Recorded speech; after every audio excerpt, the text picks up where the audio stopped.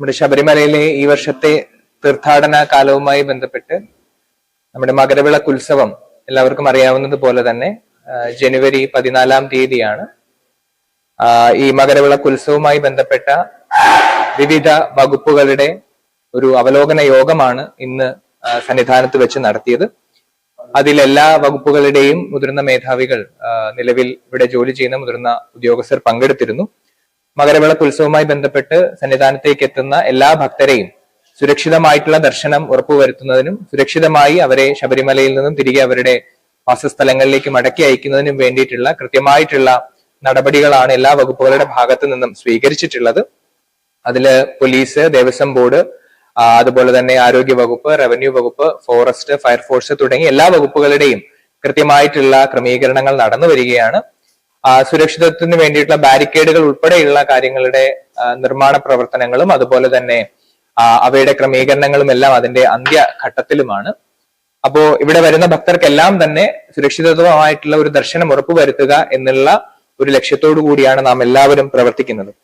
ബഹുമാനപ്പെട്ട ഹൈക്കോടതിയുടെ നിർദ്ദേശത്തിന്റെ അടിസ്ഥാനത്തിൽ 9-ാം തീയതി വന്ന ഒരു ഉത്തരവിന്റെ അടിസ്ഥാനത്തിൽ നമ്മുടെ ശബരിമലയിലേക്ക് മകരവിളക്ക് ഉത്സവവുമായി ബന്ധപ്പെട്ട് ഭക്തന്മാർ എത്തുന്നതിന് ചില റെസ്ട്രിക്ഷൻസ്, ചില നിയന്ത്രണങ്ങൾ ഏർപ്പെടുത്തിയിട്ടുണ്ട്. അതിന്റെ അടിസ്ഥാനത്തിൽ 13-ാം തീയതി, അതായത് മകരവിളക്കിന് തലേന്ന് 13-ാം തീയതി 35,000 പേർക്കാണ് വിർച്വൽ ക്യൂ മുഖേന ശബരിമലയിലേക്ക് വരാനുള്ള അനുവാദം നൽകിയിട്ടുള്ളത്. 5,000 പേരെ സ്പോട്ട് ബുക്കിംഗിലൂടെയും കടത്തിവിടാം എന്നുള്ളതാണ് കോടതി ഉത്തരവ്.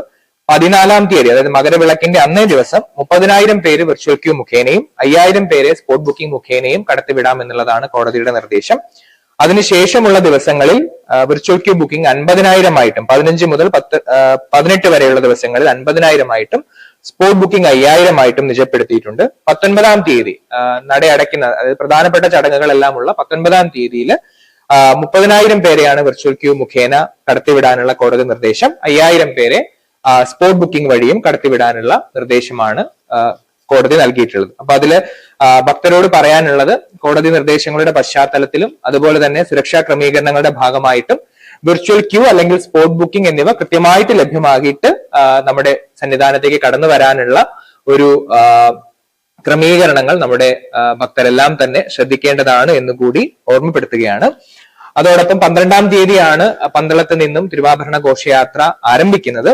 14-ാം തീയതിയാണ് നമ്മുടെ ശബരിമലയിലെ എളാഹയിലേക്ക് എത്തുകയും തുടർന്ന് നമ്മുടെ വലിയാനവട്ടത്തേക്കും അവിടെ നിന്ന് സന്നിധാനത്തേക്കും എത്തുകയും ചെയ്യുന്നത്. ഇതിന്റെ അടിസ്ഥാനത്തിൽ 14-ാം തീയതി രാവിലെ 10 മുതൽ നിലയ്ക്കലിൽ നിന്നും പമ്പയിലേക്ക് ഭക്തരെ കടത്തിവിടുന്നതല്ല. 14-ാം തീയതി രാവിലെ 10 മുതൽ പമ്പയിൽ നിന്നും സന്നിധാനത്തേക്ക് രാവിലെ 11 മുതൽ ഭക്തരെ കടത്തിവിടുന്നതല്ല.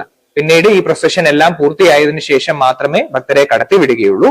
അത് കൃത്യമായിട്ടൊന്ന് ഭക്തരെല്ലാവരും അറിഞ്ഞിരിക്കണമെന്ന് പറയുകയാണ്. മറ്റൊന്ന്, ഹിൽ ടോപ്പിൽ നമ്മുടെ സ്വകാര്യ വാഹനങ്ങളുടെ പാർക്കിംഗ് നമ്മൾ നൽകിയിരുന്നു.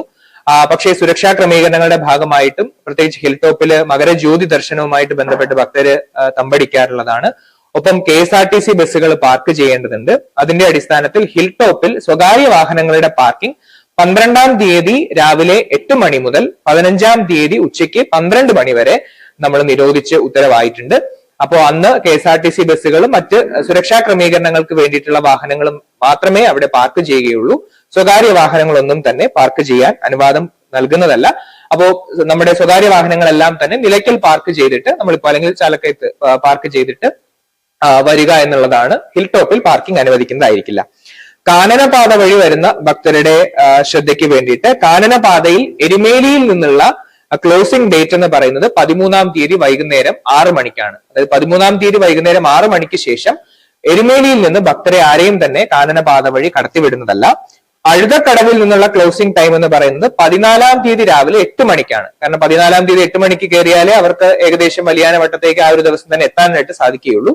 അപ്പൊ അഴുതക്കടവിൽ 14-ാം തീയതി രാവിലെ 8 മണിക്കും മുക്കുഴിയിൽ 14-ാം തീയതി രാവിലെ 10 മണിക്കും നമ്മൾ ക്ലോസ് ചെയ്യുന്നതായിരിക്കും. അതിനുശേഷം കാനനപാത ആക്റ്റീവ് അല്ല. അപ്പോ അതാണ് അതിനുശേഷം വരുന്ന ഭക്തരെ ആരെയും തന്നെ സുരക്ഷാ ക്രമീകരണങ്ങളുടെ ഭാഗമായിട്ട് ഈ കാനനപാത വഴി നമ്മൾ കടത്തിവിടുകയുമില്ല. പുല്ലുമേടും ഇതേ രീതിയിൽ തന്നെയുള്ള റെസ്ട്രിക്ഷൻസ് ഉണ്ട്. പുല്ലുമേട് 14-ാം തീയതി വരുന്ന ഭക്തർ രാവിലെ തുടങ്ങി സന്നിധാനത്തേക്ക് എത്തുന്ന ഭക്തരാണെങ്കിൽ പ്രശ്നമില്ല. എന്നാൽ 4 മണിക്ക് ശേഷം പുല്ലുമേടിൽ നിന്നും ഭക്തരെ സന്നിധാനത്തേക്ക് കടത്തിവിടുകയില്ല.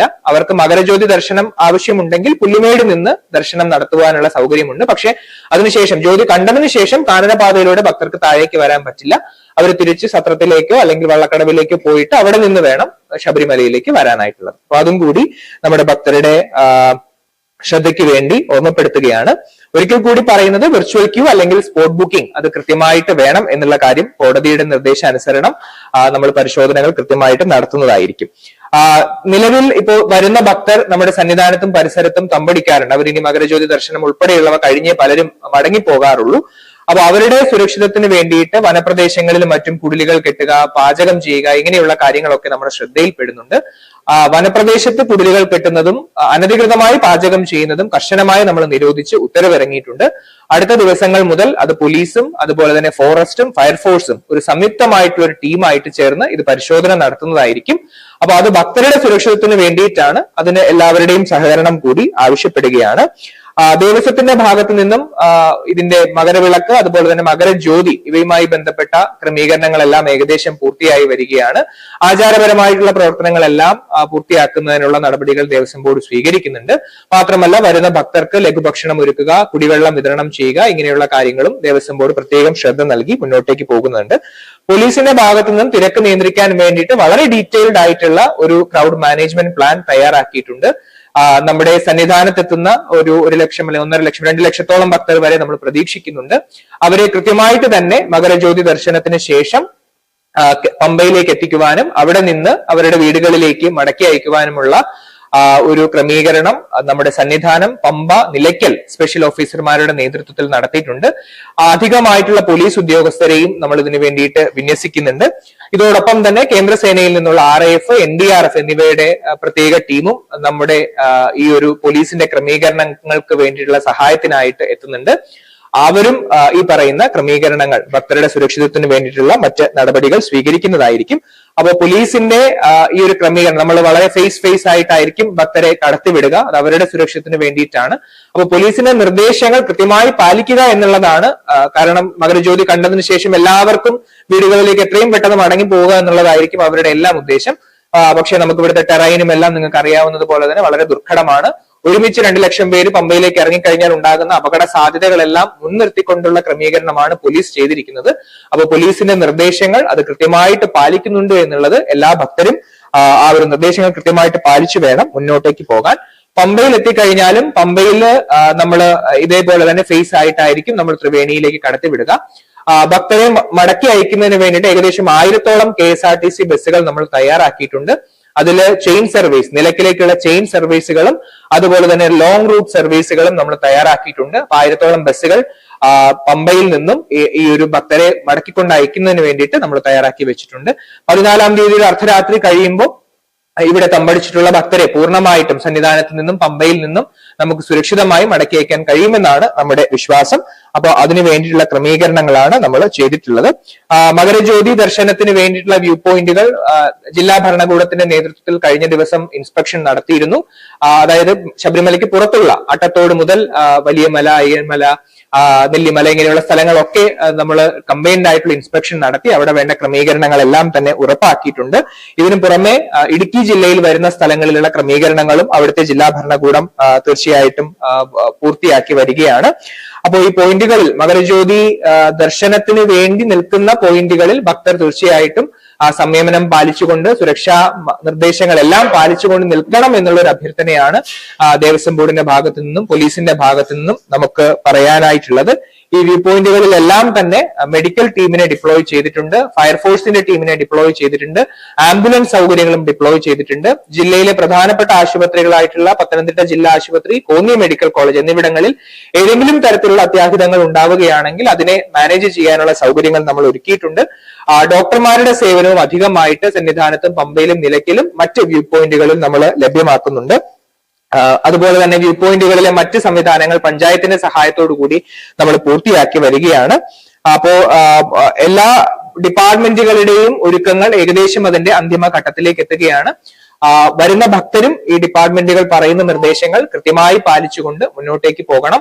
നമ്മുടെ മാധ്യമ സുഹൃത്തുക്കൾ ഈ പറയുന്ന വിവരങ്ങളെല്ലാം തന്നെ കൃത്യമായിട്ട് നമ്മുടെ ഭക്തരിലേക്ക്, പ്രത്യേകിച്ച് മറ്റ് സംസ്ഥാനങ്ങളിൽ നിന്ന് വരുന്ന ഭക്തരിലേക്ക് കൂടി എത്തിക്കണം എന്നുള്ള ഒരു അഭ്യർത്ഥനയാണ് മുന്നോട്ടേക്ക് വെക്കാനുള്ളത്. ഇതുവരെ നമ്മുടെ സീസൺ പരാതിരഹിതമായാണ് മുന്നോട്ടേക്ക് പോകുന്നത്.